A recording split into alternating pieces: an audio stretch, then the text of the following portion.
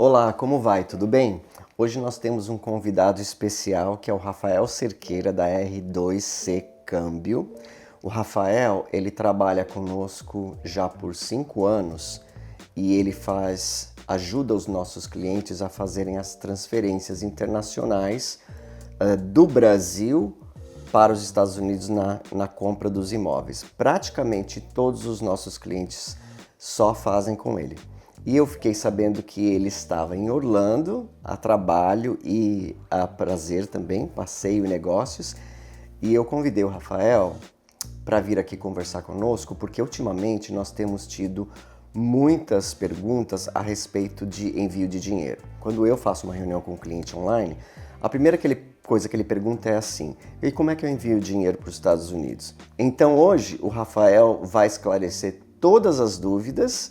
Eu selecionei várias perguntas que eu acho que são importantes e vai explicar para nós como é que transfere dinheiro do Brasil para os Estados Unidos, as taxas, os requisitos, e eu tenho certeza que você vai gostar do vídeo de hoje.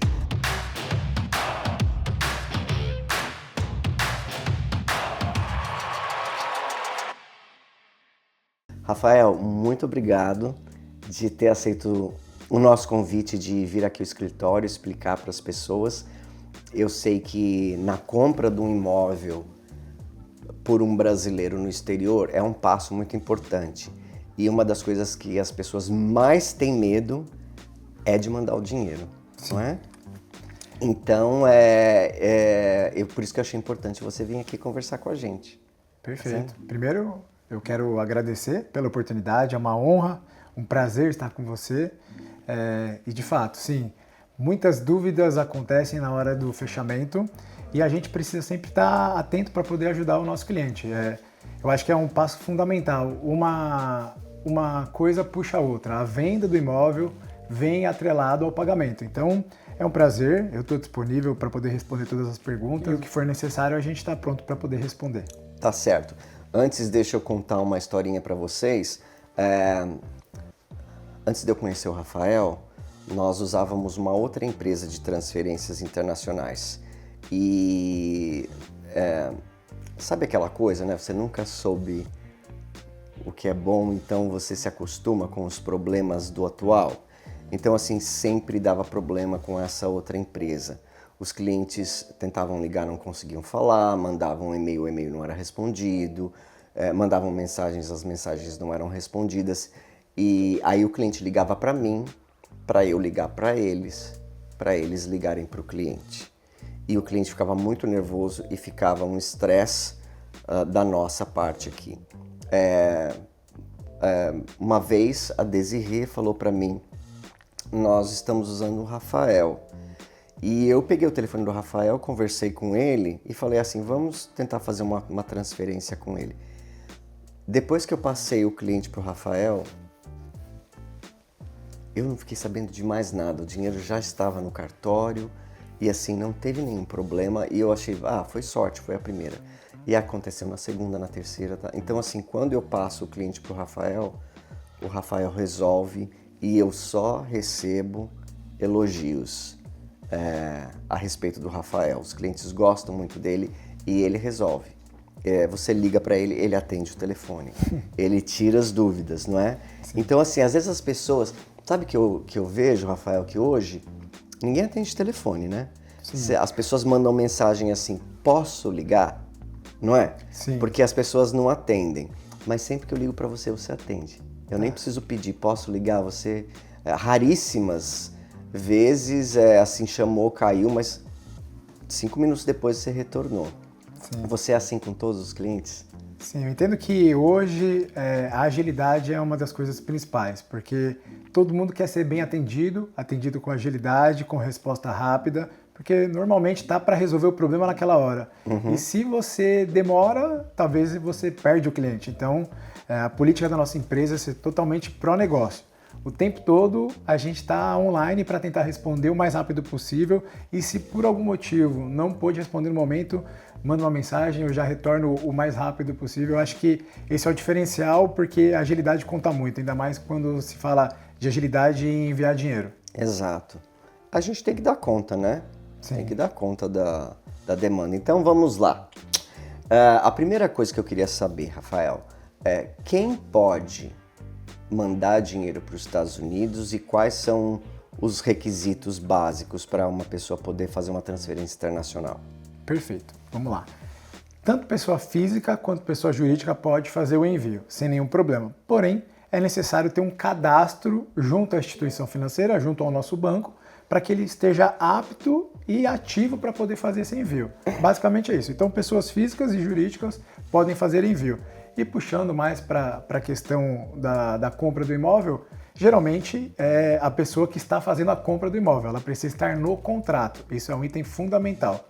E no caso, por exemplo, tanto da pessoa física como da pessoa jurídica, quais os documentos que a pessoa precisa ter para poder fazer essa remessa internacional? Basicamente, são os documentos básicos. Um documento de identificação, um comprovante de endereço e o principal, que é o imposto de renda. Esse é o item fundamental para a pessoa física. Se for para uma pessoa jurídica, documentos contábeis, mas para uma pessoa física é o item fundamental porque é onde mostra o lastro que ele tem para poder fazer esse envio. Tá, então, por exemplo, se o dinheiro estiver no colchão, debaixo do colchão, pode mandar esse dinheiro para os Estados Unidos? Não pode. Não pode. Não pode. Você só pode mandar o que foi registrado no imposto de renda. Exato. É justamente isso que o Banco Central pede para que a pessoa consiga comprovar como que ele teve esse dinheiro, como que ele conquistou, qual que é o lastro para ele poder fazer esse envio para a compra do imóvel. Tá, então é só dinheiro registrado no imposto de renda que pode ser enviado. Exato. Uma pergunta, se por um acaso a pessoa quer enviar o dinheiro em fevereiro, Ok. e aí você vai pedir, fevereiro de 2026, você vai pedir o imposto de renda de 2025, né? Exato, é do sempre ano, o último documento financeiro. isso, do ano passado. Mas ela recebeu uma bolada em janeiro.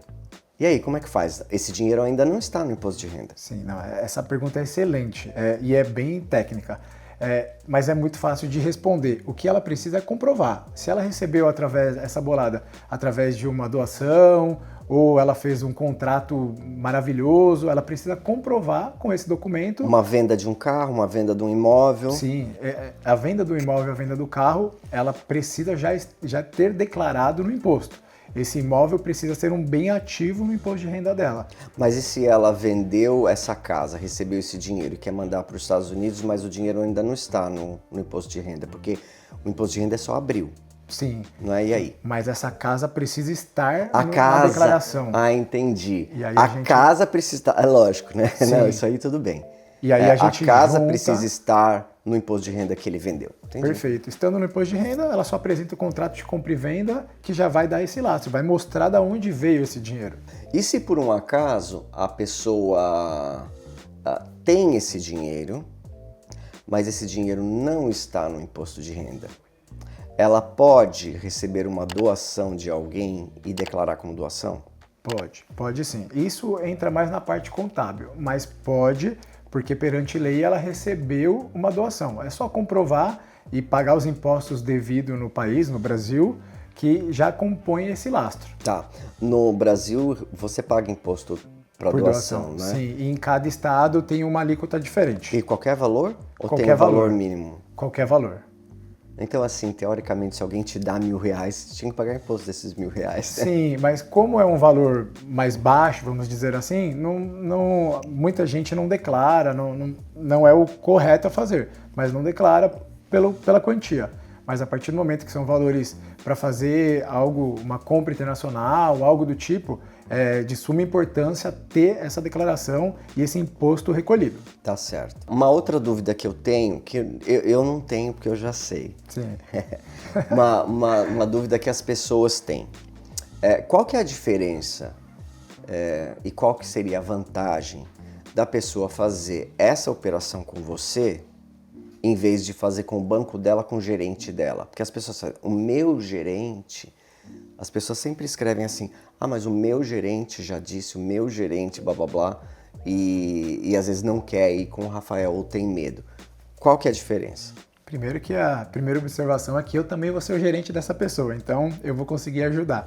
Mas não puxando o saco nem sardinha para o nosso lado, um banco múltiplo, esses bancos grandes, ele tem 1000 opções de serviços. Então o câmbio é só mais uma opção dentro dessa carteira. Então pode ser que o gerente dessa pessoa não seja especializado. Pode ser quase certeza que não seja. Ele vai procurar alguém do setor, vai passar para outra pessoa. Eu vou estar fazendo, vou estar mandando no gerúndio, e aí vai demorar, vai ser moroso. Diferente de nós, que somos só um banco de câmbio. Então a gente tem que ser rápido, específico e bom, porque a gente só tem esse produto para vender. E respondendo diretamente, agilidade, segurança e preço muito mais baixo. É mais baixo? Bem mais baixo. Os bancos cobram uma taxa para fazer isso daí? Para fazer essa transferência, além do câmbio? Sim, geralmente cobra, é normal, mas não é normal quando é uma taxa muito superior. Então, o que é normal para um cliente é uma taxa de $50. Abaixo disso também, mas acima disso que a gente já pegou cliente que veio até você e pagou muito mais caro, começa a se tornar uma taxa mais abusiva. Entendi.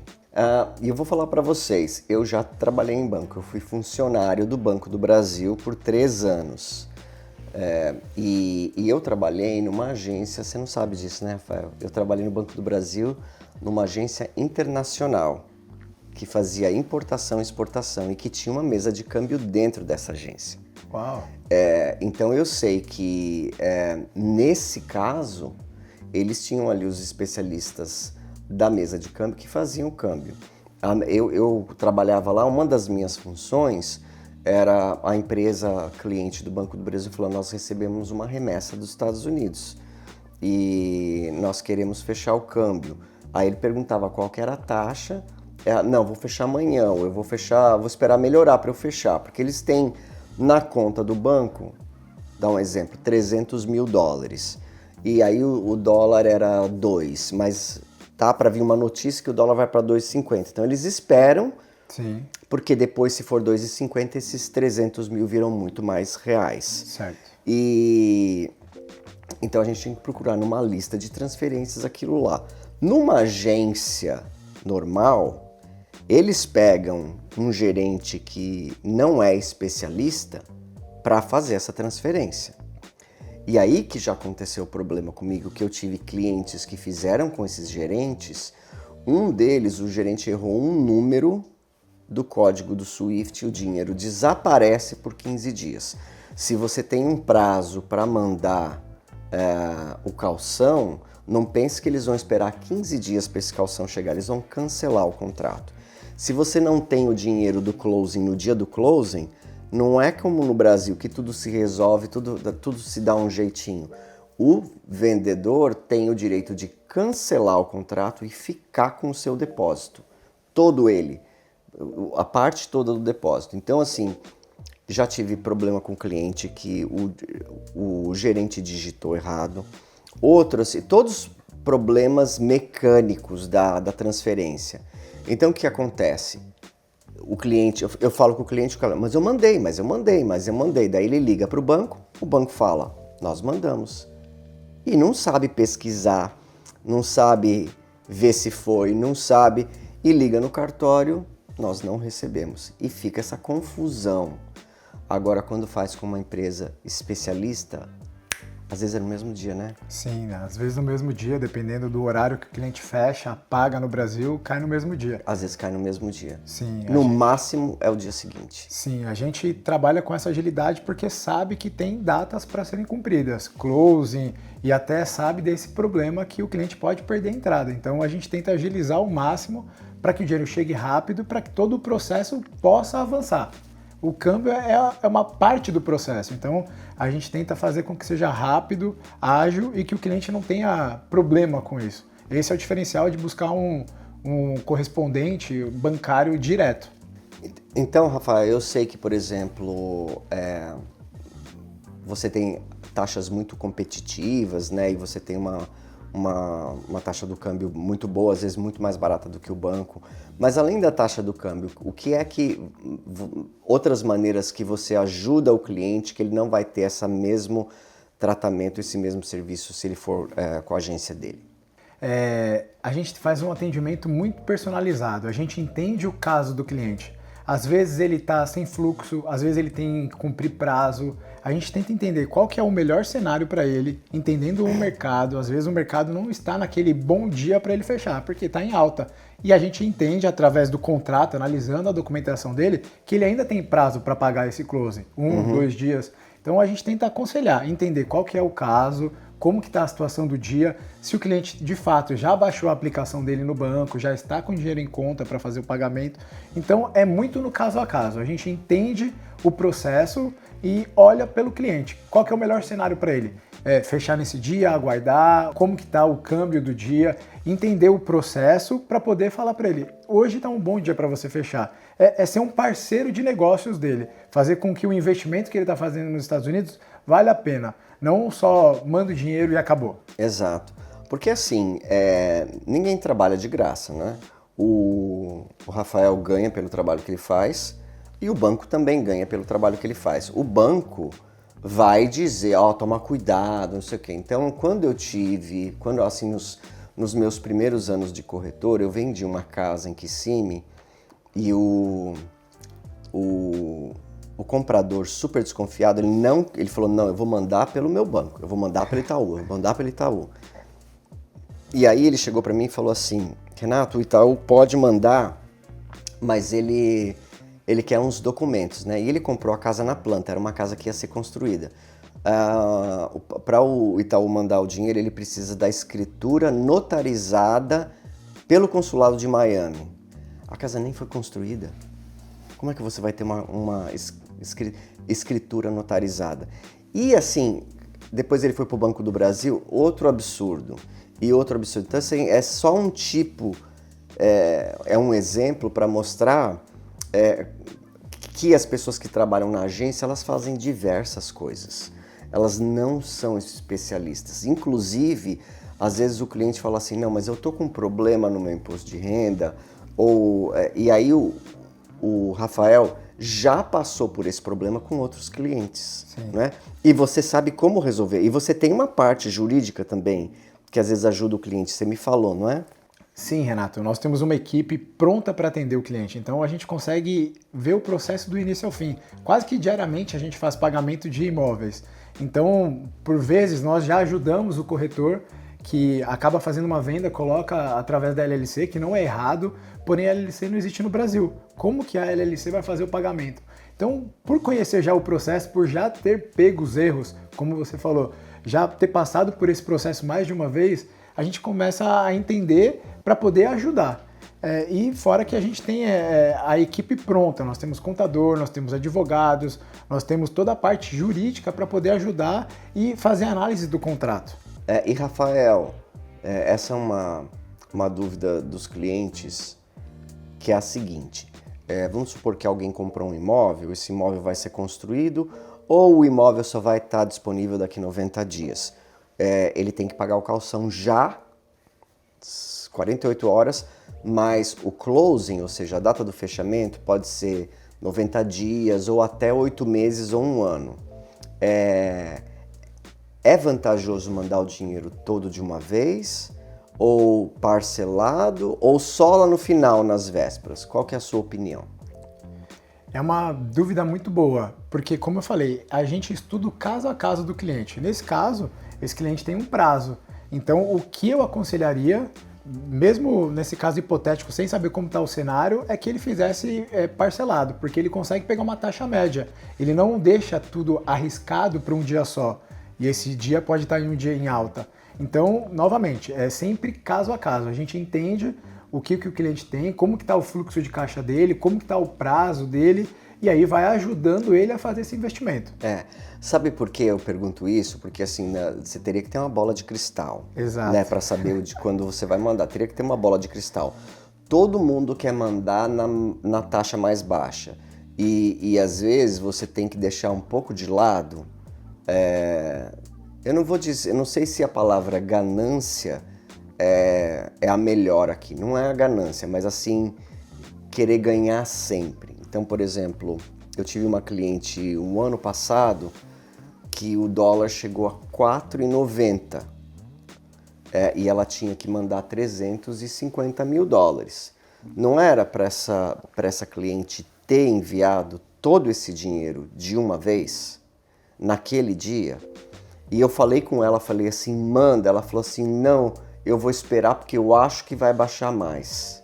E era sexta-feira. Segunda-feira estava 5,20. E nunca mais voltou para 4,90. E ela, não, vou esperar que vai baixar. Ela mandou na véspera a 5,35. Então ela perdeu quase 40 centavos por dólar. Então assim, se você manda tudo de uma vez, pode ser que tenha dias que vai baixar. Sim. Agora, se você deixa no começo, né? Agora, se você deixa para mandar lá na véspera, aí é um tiro no escuro mesmo, né? Você não tem chance, Então, é a única opção. Se você tem 90 dias ou 8 meses, vai acompanhando e assim, o dólar deu uma queda, manda um pouco, depois manda um pouco e assim vai distribuindo, vai pegando uma média, é isso que você falou. Exatamente. Nunca vai ter o dia correto, porque sempre no próximo dia pode mudar as coisas e a gente não tem esse controle. Então, o melhor cenário é sempre colocar uma taxa, você vai fazer a compra, vai fazer o investimento. Coloca uma taxa, joga sempre um pouquinho a mais. E se está dentro dessa taxa, você fecha, porque o seu negócio já foi pareado, você já fez o cálculo e está dentro das suas condições. Não espere, porque arriscar às vezes pode deixar com que você perca uma quantidade que você não estava prevendo. Exato. E assim, é melhor você ficar chateado porque ele baixou mais e você deixou de ganhar mais, do que você ficar chateado que você perdeu mesmo um monte de dinheiro porque na hora que você foi fazer, você esperou demais e foi fazer, estava muito alto. Exato, não arriscar, é entender o seu investimento. E uma coisa que é importante dizer para vocês, geralmente, quando alguém compra um imóvel nos Estados Unidos, a gente tem um calção que tem que ser pago em 48 horas para que seja assinado o contrato e o imóvel seja tirado do mercado. Esse calção, por um imóvel de até 300 mil, pode ser 5 mil, 500, 700, 1 milhão, 10 mil, 2 milhões, 25 mil, é uma coisa assim. Então, esse dinheiro é o dinheiro que tem que ser mandado rápido. É isso que quando eu mando o contrato para o Rafael, falo, Rafael, preciso mandar esse calção em até 48 horas, aqui está o telefone do cliente, e aí o Rafael liga, conversa com o cliente e eles acertam lá. Eu não sei nem o que acontece lá no Brasil. Como é que o dinheiro vai para lá, não sei o que acontece. Só sei que o dinheiro chega no cartório. Mas a dúvida dos clientes. Mas eu não posso mandar o dinheiro para minha conta aí nos Estados Unidos? Ou para Nomad? Ou para qual que é as outras lá? Wise. Wise. Posso fazer digitais. Para fazer um Pix. Não. Não, e aí? É uma boa pergunta, porque quando o cliente, ele até pode, só que ele tem que saber o que ele vai fazer depois. Muitas vezes essas contas, um parêntese, os bancos aqui dos Estados Unidos são bem diferentes dos bancos do Brasil. Você não tem tanta autonomia, você não consegue falar com o seu gerente tão fácil, você não consegue desbloquear, não consegue alterar o seu limite diário. Então, ele até pode mandar para a conta dele, mas a partir do momento que ele mandou para a conta dele, ele não tem essa autonomia e ele tem o prazo para ser cumprido, ele vai ficar com o dinheiro travado. O dinheiro tá ok, tá na conta dele, só que ele não consegue mandar para o cartório, para a construtora, para poder dar andamento no processo. Então, é sempre bom procurar uma pessoa que consiga te ajudar, te explicar quais são os cenários, porque sim, você pode mandar, mas você pode ficar travado por não ter autonomia nos Estados Unidos. E uma coisa também, Rafael, é o seguinte, a pessoa quer transferir para a conta dela e daí ela quer transferir da conta dela para o cartório quando chega aqui. Muitos bancos não permitem que a pessoa faça, porque o cartório, presta atenção nisso, o cartório não aceita dinheiro e o cartório não aceita cheque, tá? O cartório só aceita transferência eletrônica. O banco aqui nos Estados Unidos tem um outro tipo de transferência que se chama ACH, que é um cheque eletrônico. O cartório também não aceita esse cheque eletrônico. Ele só aceita wire transfers ou transferência eletrônica, que é o que o Rafael faz. Então, quando o cliente quer fazer sozinho e ele foi bem sucedido em transferir da conta dele do Brasil para a conta do Bank of America, por exemplo, aqui nos Estados Unidos, quando chegar para transferir daqui para lá, alguns bancos e até algumas contas de alguns bancos não é permitido você fazer sozinho. Você tem que ir ao banco pessoalmente e assinar à mão.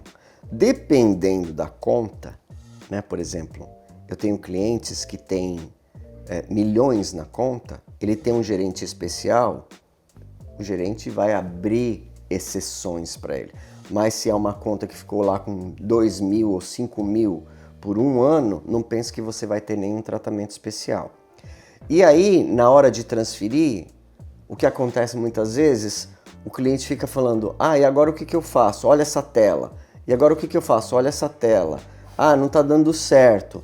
O banco falou, não pode. Travou. Você pode ir no banco para mim? Travou. Você consegue conversar lá? Não, aqui não tem isso. Você não liga em nome de outra pessoa no banco e fala para ele resolver um negócio na conta dele. Isso não existe de jeito nenhum. Então, quando faz com o Rafael manda direto pro cartório e ninguém tem estresse. Então, assim, pensa muito bem se você quiser fazer sozinho, né? Porque depois que o dinheiro tá aqui, preso, aí é um problema, né? A gente já pegou caso que o cliente teve que vir para cá, para os Estados Unidos, para poder desbloquear o dinheiro e mandar. Ele tinha prazo, ok, mas e se fosse um cliente que não tivesse prazo? Eu tive um cliente, Rafael, que ele mandou 500 mil para cá e ele tinha que pagar a casa dele, que era 500 mil. E só que assim, ele mandou 250 mil num banco, 250 mil no outro.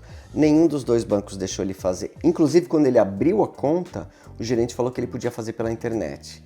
Quando ele foi fazer, ele quebrou o pau lá no e-mail com o gerente falou, não pode fazer, não pode fazer. Ele teve que pegar o avião, vir até os Estados Unidos, e quando nós chegávamos na agência, sabe o que as pessoas diziam? Nós não temos um gerente na agência que possa liberar uma transferência de 250 mil. Uau. Aí a gente teve que ir para outra agência. Chegava lá, a mesma coisa. Na segunda agência, eu já falei para ele assim, então faz um favor, vê quais são as agências mais perto, liga e vê se o gerente pode fazer, se tem um gerente que possa fazer. Nós ficamos o dia inteiro rodando de carro para transferir esses 500 mil. E ele falou assim, se eu soubesse. Tudo porque ele não se informou, simplesmente pegou o dinheiro dele e mandou, veio aqui abrir uma conta e foi mandando dinheiro, achando que tinha feito uma boa coisa, e depois deu todo esse trabalhão. Sim, é o planejamento. Na verdade, quando você está fazendo investimento no exterior, você precisa estar ciente de todo o processo. E uma das nossas funções é explicar quantas vezes a gente já não ajudou o cliente, já não salvou ele de mandar para a própria conta, mesmo utilizando a gente. Eu vou mandar direto para o Bank of America e de lá eu mando para o cartório. Mas fique ciente, talvez a sua conta não consiga fazer essa transferência. A gente sempre alerta, porque é muito mais fácil dar o problema do que ter um cliente que tem essa disponibilidade de enviar direto para o cartório da própria conta. Exato. E agora, Rafael, na compra de um imóvel nos Estados Unidos, como é que a sua empresa trabalha em conjunto com o corretor e com o contador ou advogado para atender um cliente específico? Não, é sempre um trabalho em conjunto. Quando o cliente chega até nós, muitas vezes ele não está munido de todas as informações. O que a gente tenta fazer? Entrar em contato com o corretor, tirar as dúvidas, talvez dúvidas que o cliente nem saiba que poderia acontecer. Então a gente tenta fazer todo esse processo, deixar leve o processo de câmbio, tirar dúvida com o corretor, perguntar para ele a forma de pagamento, qual o canal bancário, se precisa colocar alguma informação específica, muitas vezes tem que colocar informação específica do lote, da casa, do imóvel, e não está descrita no contrato, mas a gente, por expertise, já conheceu o processo, a gente fala com o corretor, tira as dúvidas, pergunta como que ele prefere que seja enviado, para que o cartório identifique ou a construtora identifique o pagamento mais rápido. Deixa eu contar uma história, você vai lembrar dessa daí. Rafael, você lembra aquela casa que eu vendi, que eram 5 compradores? Lembro bem. Como era o nome deles? Era uma família japonesa. Com irmãos. Sim, eram 3 irmãs e Mais 2 irmãos? Eram 5 compradores, o contrato estava no nome dos 5. Super desconfiados. Japoneses geralmente é desconfiado, né? Então eles super desconfiados. E aí eles queriam mandar do Itaú, eu falei, não manda que vai dar problema, manda com o Rafael. Daí eles conversaram com o Rafael, eles queriam até ir lá, né? Sim. Queriam até ir lá para ver se existia de verdade. Queriam ir no banco. Porque para ver se existia de verdade o lugar. Eu falei, puxa vida, não...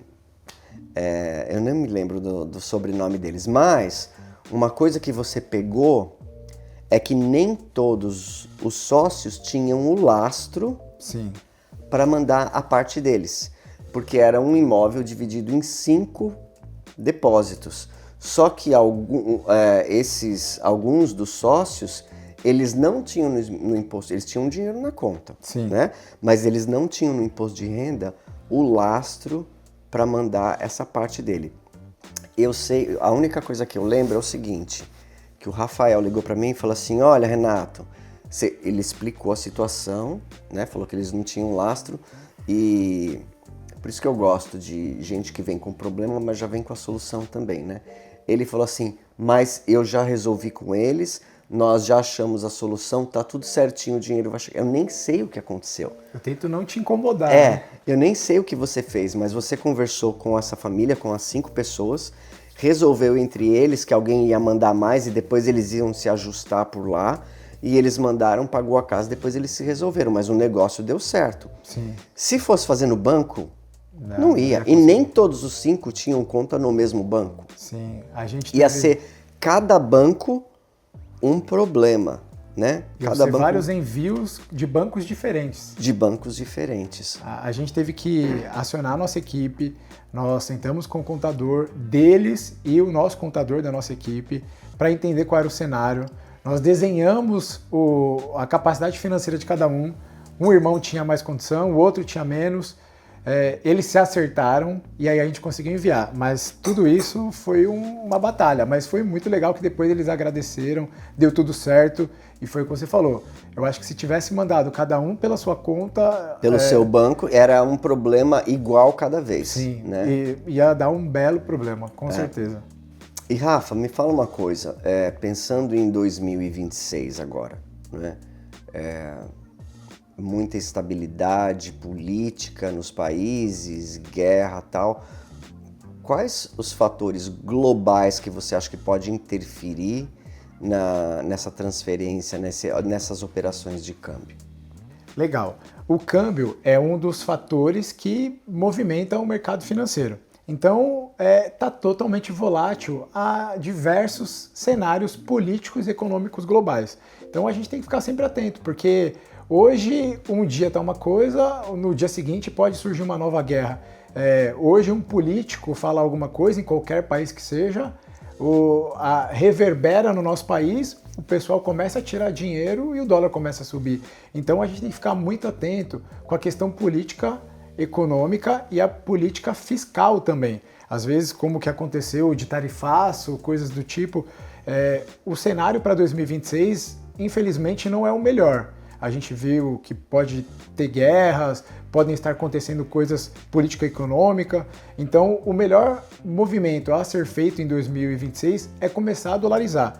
Encontre o seu corretor, veja qual imóvel que você deseja comprar e já faça um planejamento para que você possa começar a enviar valores para fora. Esse é o melhor cenário, começar a dolarizar o quanto antes. Você sabe que, Rafael, outro dia eu assisto muitos vídeos, né? Então, eu assisto alguns vídeos de investimento também em fundos, hedge funds, essas coisas. Sim. E existe uma estatística de que a pessoa perde mais dinheiro por não ter feito, por receio, do que ela ter feito uma coisa errada. Existe mais dinheiro perdido por se não fazer do que fazer errado. Porque fazer errado, se você encontrar a pessoa certa, o corretor certo, o imóvel certo, né, eu conheço gente que já comprou bomba aqui, mas não foi comigo. Então, assim, aquilo que você falou, um exemplo, a pandemia, não é? Sim. Quando a pandemia saiu, todos os clientes que eu tinha que estavam engatilhados para comprar, cancelaram a compra. Por medo. E o que aconteceu com os imóveis? Dobraram. Sim, perderam o time. Dobraram. Então, assim, muitos desses nem tinham mais condição de comprar. E outros falaram, nós vamos esperar o dólar baixar, os imóveis baixar para comprar. E as pessoas se arrependeram mesmo. Então, assim, eu acho que a pessoa quer comprar, investir no exterior. Ela vai comprar para alugar, ou ela vai comprar para se divertir, uma casa de temporada para ela, ou ela vai comprar para morar. Eu acho que não tem que ficar pensando muito se vai ter a guerra, se não vai, se... Sim. Compra, né? Faz o investimento. Exato, é o que a gente falou, não existe o melhor momento para comprar o dólar. É saber a sua condição financeira, o que você tem de planejamento e fazer o melhor planejamento para fazer esse envio. Você sabe que tem um ditado americano, você já ouviu falar daquele ditado americano? Qual é o melhor ano para comprar um imóvel? Já. O ano passado. Sim. O ano passado é o melhor. Se bem que, vamos falar a verdade aqui, se você tivesse comprado há 2 anos atrás, você teria pago mais caro, porque os preços caíram. É lógico que quem comprou não vai vender em 2 anos, então não vai se arrepender. Se a pessoa comprou e depois no ano que vem ela quis vender, aí ela vai perder dinheiro. Mas nos últimos 2 anos, e foi a primeira vez, Rafael, desde que eu moro aqui, desde 2008, que eu vi o preço do imóvel cair, sabia? Porque em 2008 teve a crise imobiliária americana. Sim, claro. Né? E daí depois que estourou a bolha, eu cheguei aqui logo depois que estourou a bolha. Eu só vi os imóveis subir, eu nunca vi descer. Sim. Foi a primeira vez na minha vida aqui nos Estados Unidos que eu vi o imóvel cair. Foi 2023, 24, 25 já começou a estabilizar e agora começou a subir de novo. Então é o melhor cenário para fazer a compra. E a parte de dolarização também, a gente bate muito nessa tecla, porque dolarizar, você está trazendo ativo para cá, e quando você traz ativo para cá, você já começa a ter a opção de compra de um imóvel, que é o melhor ativo de todos. Então eu acho que é o cenário, é você se preparar para começar a dolarizar e já procurar ideias para poder comprar um imóvel. Rafael, tem mais uma coisa.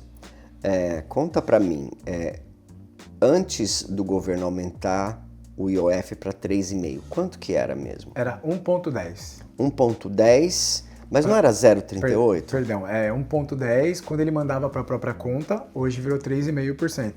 E quando ele mandava para compra de imóvel, 0,38. 0,38. E foi para 3,5%. E foi para 3,5%, 10 vezes mais. 10 vezes mais o imposto que ele pagava, paga agora. Sim. E sem aviso prévio. E sem aviso prévio. E não tem como se livrar desse IOF de 3,5. Não tem como fugir, não tem. A questão de IOF é uma questão que é questão política no Brasil. Então, o que a gente precisa entender é quando o cliente vai fazer essa compra, já está incluso no preço. Ele não pode, mas o IOF de 1,10, de 0,38, hoje, infelizmente, os 3,5% é real e vai continuar. Tá, então assim, é 3,5% do valor total que ele vai mandar, ele tem que pagar para o governo. Exato, Isso e é direto na fonte. Na hora do câmbio ele já paga e já está incluso. Já está incluso, já fica o dinheiro lá. E se ele for, tanto faz se ele for depositar na conta dele ou se ele for comprar imóvel? Então, tem alguns poréns. Quando ele manda direto para a conta dele, pessoa física para pessoa física, 13,5%. Pessoa física comprando imóvel, 3,5%. Pessoa física mandando para a conta da empresa dele, a LLC aqui, paga 1,10%, sendo para investimento. Então, algum dos problemas que a gente pegou, que a gente até conversou agora há pouco, é quando o cliente ele quis fugir do IOF alto. Ele mandou para a própria conta da LLC, só que aí ele não conseguiu transitar. Esse é um problema. Entendi. Mas ele pode mandar da pessoa física para a conta da LLC que eles têm nos Estados Unidos, e aí é 1,10. 1,10, sendo uma conta de investimento. Tá. E esse dinheiro depois ele pode comprar uma casa? Ele pode, ali com os trâmites direto. Então, se ele tiver essas situações, ele pode fazer isso. No entanto, para abrir uma LLC, você pode abrir uma LLC online, mas você não pode abrir a conta no banco da LLC sem estar nos Estados Unidos. Então, assim, é o planejamento. Se você quiser fazer isso, tem que vir aos Estados Unidos, abre a LLC online, espera os documentos chegarem, os documentos estiver aqui, você vem aos Estados Unidos, abre a conta, mas aí... Porque tem prazo. E dependendo do valor, não compensa, né, os gastos de viagem. Não compensa, justamente. Por um apartamento de 200 mil, esses 3,5 não vai compensar ele vir aqui e... É tudo questão do planejamento, mas falando em valores mais baixos, não compensa. Mas se for uma casa maior, uma casa mais cara, aí ele começa a ter que fazer contas. Tem que fazer contas e ver se funciona. E também já deixar tudo preparado no banco, é o que a gente conversou. Não adianta nada, está na LLC e depois ele não conseguir migrar para fazer o pagamento. Deixa eu te perguntar uma coisa. Rafael, você acha que esse IOF vai algum dia voltar a ser 0,38? Eu acho que não, porque infelizmente, por mais que a gente não tenha se acostumado, vai cair no costume dos nossos políticos. Então, se a arrecadação ela já está alta com os 3,5%, é difícil que abaixe para 0,38%. Bem difícil. Porque no Brasil é assim, né? Uma vez que subiu, não volta para trás. Exato, é mais difícil. Aqui nos Estados Unidos, o preço do barril de petróleo sobe, a gasolina sobe. O preço do barril de petróleo cai, a gasolina cai. Agora, eu nunca vi no Brasil, pelo menos quando eu morava lá, que a gasolina subiu, depois ela voltou para trás. Ela só vai para frente. Por isso que a pessoa acostumou a receber aquela gasolina... Eu não sei quanto custa um litro de gasolina.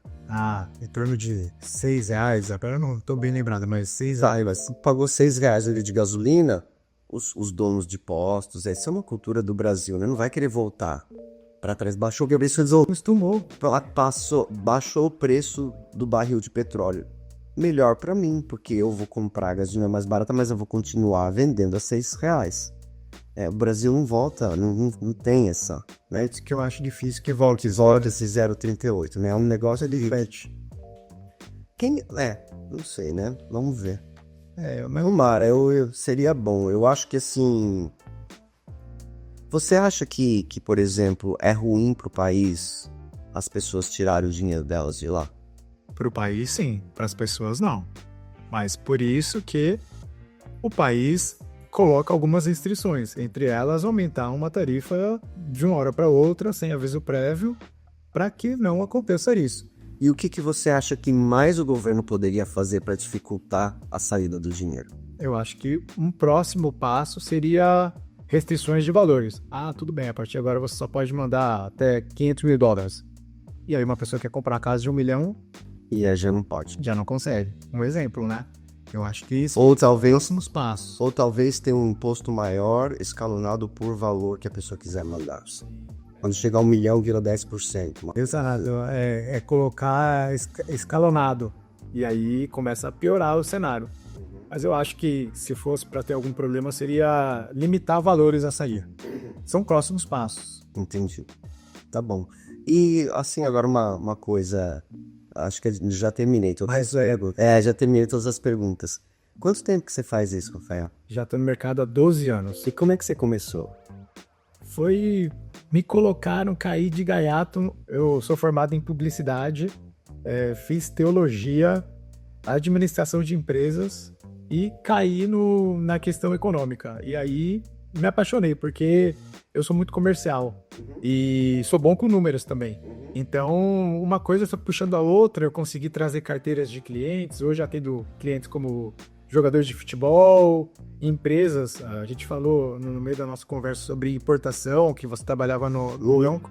Atendo empresas que fazem importação. Então, eu comecei a entender o mercado, fui aprendendo e aí me apaixonei. Você apaixonou? E como é que você se tornou sócio da R2C?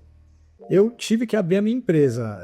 Teve uma época que foi colocado meio que uma lei que ou você era um PJ ou você era CLT para trabalhar dentro de um banco. E eu, por experiência, ter visto muitos amigos criando carteira, se dando bem, criando equipe, eu falei, eu vou arriscar. E eu consegui e hoje sou muito feliz de ter feito essa escolha. Que bom, fico contente. Fico contente de ter você como parceiro, porque depois que eu comecei a passar os clientes para você, eu nunca mais tive problema. Mas assim, sinceramente mesmo, eu tinha muito problema. Às vezes, algumas empresas até davam um valor de volta, mas aquele dinheiro vinha tão sofrido e tão amaldiçoado que sabe que Não valia. não valia. Então, assim, o sono é muito melhor, né? E aonde é o seu escritório lá no Brasil? Meu escritório é na Paulista. Eu sou sócio de um banco e o meu escritório é dentro do banco, o Banco Intex. Banco Intex. Fica Na Avenida Paulista, 2 quadras do MASP pra localizar. Ah, que legal. É um escritório, um banco que eu já estou há 10 anos. Eu abri a minha empresa há 12 anos, eu continuo com a minha empresa e estou no banco já há 10 anos. Era uma corretora de câmbio quando eu cheguei e se tornou um banco desde o início do ano passado. Um banco direcionado só de câmbio. Só de câmbio. E você recebe clientes lá ou é só escritório operacional? Antigamente, antes da pandemia, a gente recebia e fazia muitas visitas, até para prospectar cliente, para conhecer o cliente. Hoje, com o Zoom, com a tecnologia e depois da pandemia, ninguém mais quer visitar, mas as nossas portas estão sempre abertas, mas é bem difícil ter visita. Ainda mais em São Paulo, né? Que qualquer lugar que você vai é 1 hora de carro. Né? É trânsito, é difícil, tem rodízio, né? Eu falo para os americanos que tem rodízio, tem que explicar o que é rodízio, eles falam assim, nossa, isso é uma loucura. E é mesmo. E é, né? Então, assim... Para quem não sabe, rodízio, porque talvez eu creio que seja só em São Paulo, em outros estados não tenha. Não tem? Não. O rodízio é um limite, um dia na semana, que a sua placa não pode sair. Então todo mundo que tem aquela placa final X daquele dia, não pode sair com o carro se não tomar multa. Tem horário, né? Tem horário. Eu lembro que eu trabalhava na escola, eu entrava às 7 horas.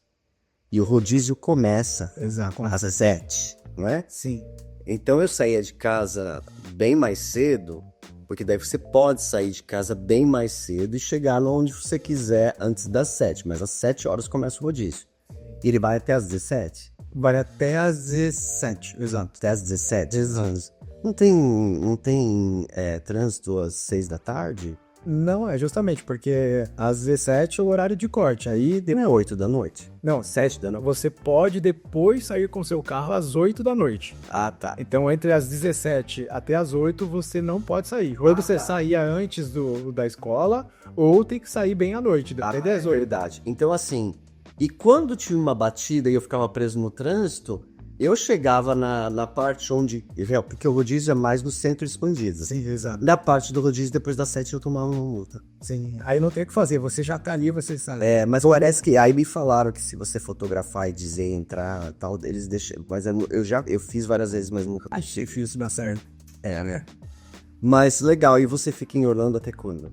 Eu vou ficar em Orlando mais 25 dias. A gente tá vindo pra cá, tá conhecendo casas com o Renato, estamos planejando uma mudança com a minha família, expandir os negócios pra cá.